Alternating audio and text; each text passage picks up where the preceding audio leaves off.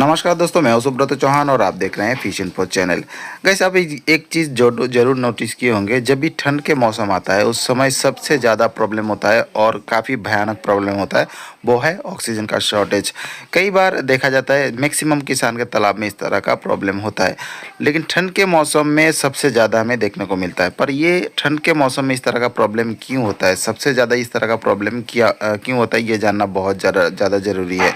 इस तरह का प्रॉब्लम होता है तो सबसे पहले जो प्रॉब्लम देखा जाता है वो मछलियाँ खाना खाना छोड़ देती है, ऊपर की तरफ भसने लगती है, ऑक्सीजन का शॉर्टेज होता है और कई बार मछलियाँ मर भी जाती है।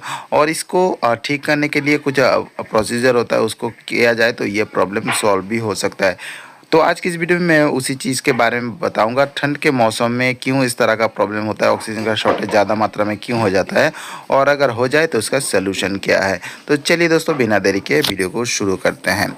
सबसे पहले हमें जानना होगा कि ठंड के मौसम में मछली का तालाब में ऑक्सीजन का शॉर्टेज क्यों होता है।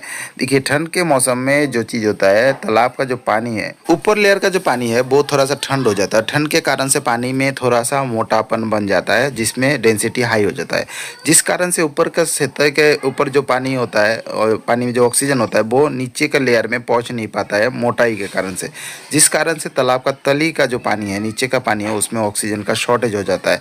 और इसी रीजन के वजह से ठंड के मौसम में सबसे ज़्यादा ऑक्सीजन का शॉर्टेज हमें देखने को मिलता है। इसके अलावा भी कुछ और चीज़ें हैं जिसके कारण से तालाब में ऑक्सीजन का शॉर्टेज होता है। इसमें सबसे पहला नंबर पे आता है ज़्यादा मात्रा में सड़ा गला चीज़ होना तालाब में।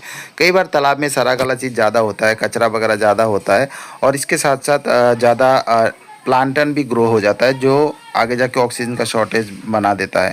तो इस तरह का प्रॉब्लम होने के कारण से ऑक्सीजन का शॉर्टेज हो जाता है। दूसरा जो चीज़ है, ज़्यादा मात्रा में मछली को फीडिंग देना। कई बार हम लोग मछलियाँ कम खाती है, ठंड के मौसम में मछली में ग्रोथ कम होता है, इसके वजह से ज़्यादा फीड देने का कोशिश करते हैं या फिर देते हैं, जिसके वजह से वो सारा फीड गलता है, सड़ता है और पानी में अमोनिया बनाता है और ऑक्सीजन का शॉर्टेज बनने का कारण बनता है। तीसरा जो कारण है वो है धूप ना होना। आप जानते हैं जब भी धूप आता है तो धूप निकलने के साथ साथ ऑक्सीजन तैयार होना स्टार्ट होता है। पेड़ पौधे जो होते हैं वो ऑक्सीजन तैयार करते हैं, लेकिन लगातार कुछ दिन तक ठंड के मौसम में धूप नीचे सतह तक आ ही नहीं पाता है, जिसके वजह से ऑक्सीजन बनना बंद हो जाता है, कम होने लगता है और रिजर्व ऑक्सीजन से ही मछली पालन चलता है या फिर हर तरह का एनवायरनमेंट चलता है। तो उस दौरान ऑक्सीजन का शॉर्टेज रहता है।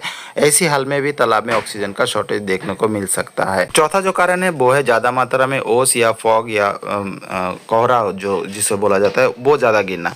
वो अगर ज़्यादा मात्रा में घना तरीके से गिरने लगता है तो लाइट जो है वो पानी के अंदर तक नहीं पहुँच पाता है, जिसकी वजह से तालाब में ऑक्सीजन का शॉर्टेज होने का खतरा रहता है।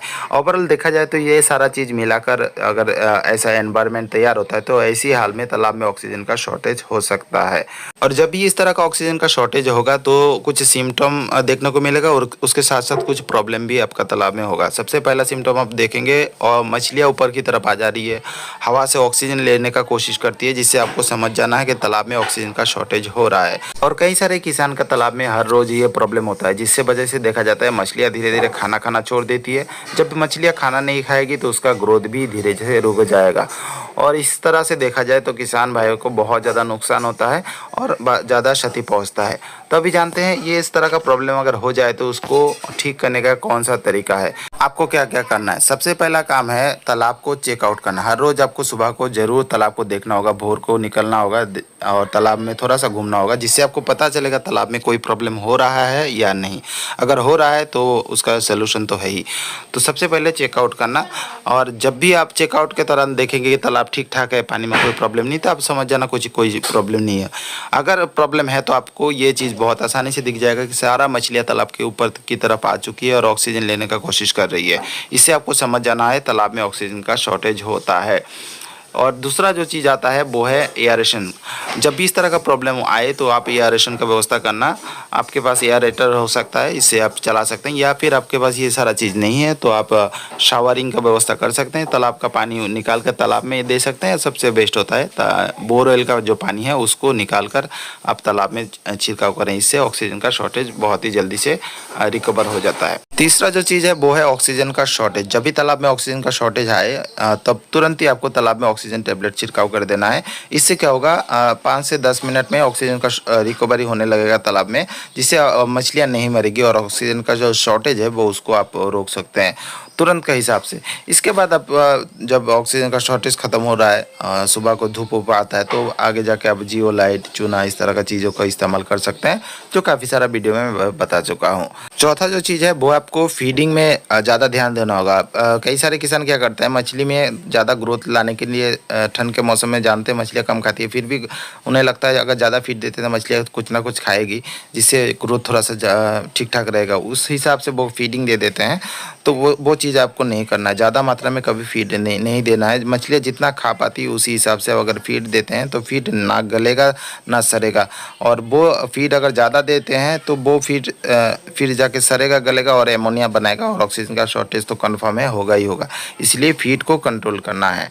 पांचवा जो चीज़ है, तालाब का जो पानी है उसको साफ़ सुथरा रखना होगा। घास, पत्ता, सड़ा गला चीज़, प्लास्टिक, ये सारा बहुत सारा चीज़ होता है जो तालाब के ऊपर की तरफ बसने लगता है, और उसको अगर साफ़ ना किया जाए तो क्या होता है, सूरज का जो धूप है उसको रोकता है, वो अंदर तक नहीं जाने देता है, जिससे तालाब का तली में ऑक्सीजन बनना बंद हो जाता है, और धीरे धीरे तली में जो प्लांटन है वो ऑक्सीजन बनाना बंद कर देता है, और ऑक्सीजन वो ज़्यादा मात्रा में खींचने लगता है। इससे ऑक्सीजन का शॉर्टेज होने का खतरा रहता है। छठा जो चीज़ है वो है पानी को चेंज करना। कई सारे लोग ये चीज़ नहीं करते हैं। ठंड के मौसम में कम से कम 7 से 10 दिन बाद थोड़ा थोड़ा करके पानी को चेंज करना बहुत ज़्यादा ज़रूरी है।